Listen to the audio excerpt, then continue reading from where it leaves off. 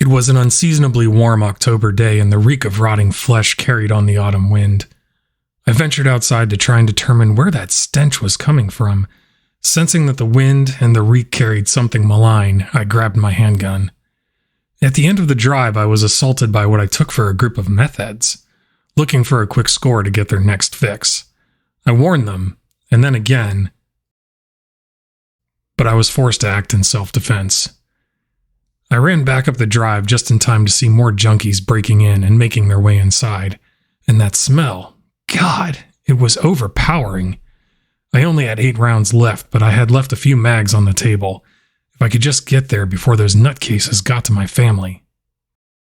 I rushed towards the battered front door. I thought to myself, what the hell are these people on? They lunged at me like rabid animals. They were so jacked up they didn't even feel the body shots. Only a shot to the head would put them down. Then I realized what this mob really was. Realized that these weren't just some violent junkies. I don't care how much you've trained or what else you've been through, when you stare into the rotting face of death, those lifeless eyes, it's like ice piercing your very core. Your hands shake. I was dropping shots and the threat demanded precision. Destroy the brain.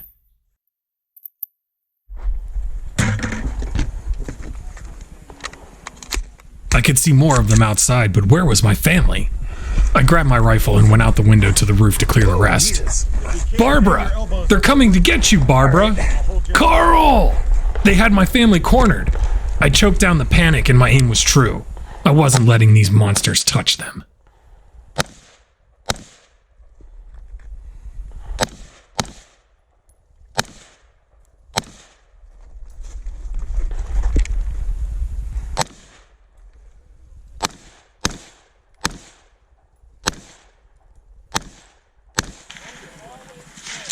We rallied the neighbors, at least those that were left, to mount a defense. Jill spotted incoming dead to the east. We had to stop them before they got any closer. Our macabre neighborhood watch grabbed the assortment of weaponry we had assembled and headed out to meet them. We didn't get too far before we ran into a swarm that were already very close. We stood our ground, though, refusing to be routed by these harbingers of death. Now we could focus on the remaining zombies in the distance. Ben grabbed the binos and spotted while I tried to clear the zombies out of the area.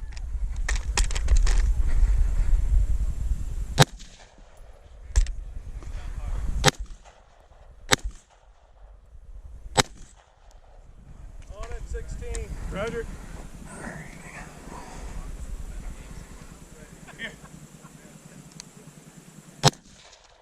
Just to the left.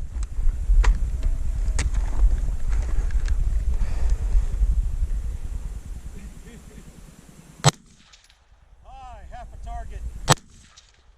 Left. Left. Hit it. Hit it. 17. If not for Ben's support, I wouldn't have been able to neutralize the dead further out. Still, the ones that we eliminated bought us valuable time to figure out what our next move would be. I knew I should have just slapped that magnifier on the credit card. I mean, Jesus, it's not like Collections is coming after you during the apocalypse. High left. Michael called out that another wave was coming in from the south. The Walking Dead were surrounding us. I remember handing my rifle to Forrest. You're a better shot with this than I am. Find a high point and give me cover. I drew my pistol, prepared to put this latest horde back in the dirt where they belonged. I'm just so low. I'm like way below the target. Way low. There you go. There you go. All right, move.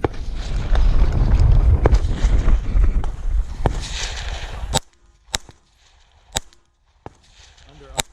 Hit. Hit. Hit. Hit. Hit. I heard a blood-curdling cry from where Forrest had posted up and ran to help. It's true what that curly-haired kid said. About cardio, I mean. Forrest was nowhere to be seen, only my rifle remained.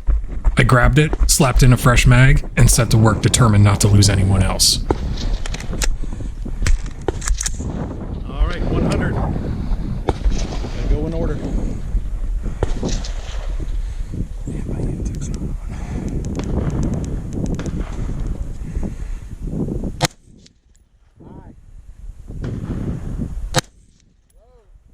We managed to stop those that were the biggest threat, but I couldn't take out the shambling ghouls in the distance with the configuration I had. Craziest thing is, even at crazy times like this, I thought I saw a giant ape-man at the far tree line. This was getting out of control. Zombies were one thing. Cryptids? That's a whole different animal.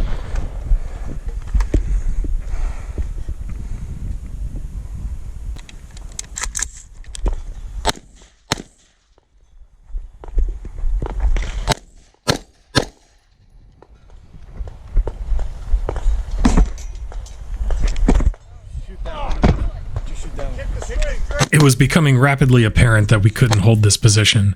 The dead kept coming, and we were burning through our ammunition too quickly. We had to salvage the supplies we could and make our escape. There was a truck we could pile into, but it needed fuel. I knew there was gas in the shed out back. I just needed to get to it. On B.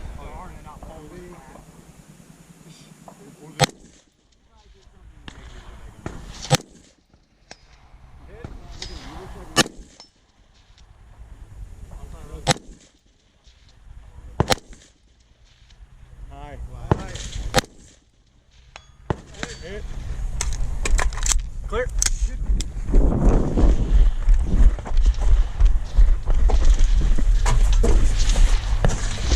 No dice. The animated corpses were everywhere. We needed another plan.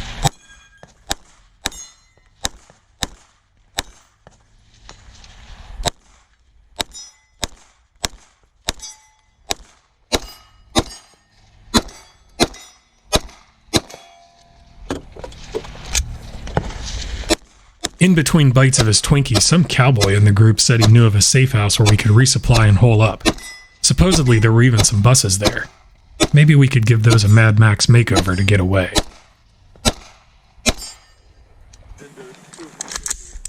The only route was on foot through the woods. I took point and led what remained of our group through the dense tangle of forest. Even while scanning through the undergrowth, I missed one. Fortunately, Claire put it down, but I'd have to be more careful going forward. The limited visibility had everyone on high alert. Zombies could be lurking behind any tree, and we could easily get separated.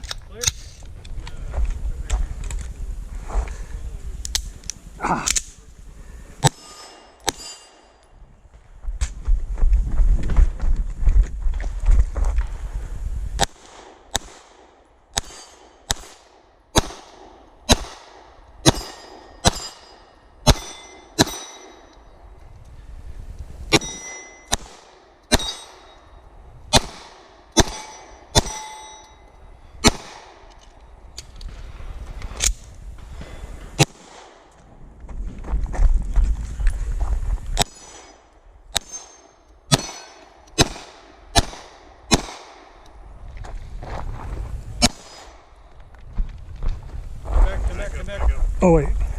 Alright.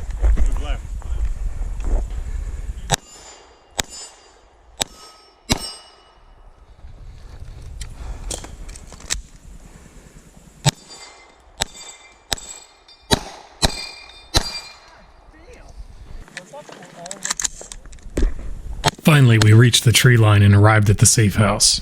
It was already overrun. We had no choice but to retake it, though. We needed to resupply.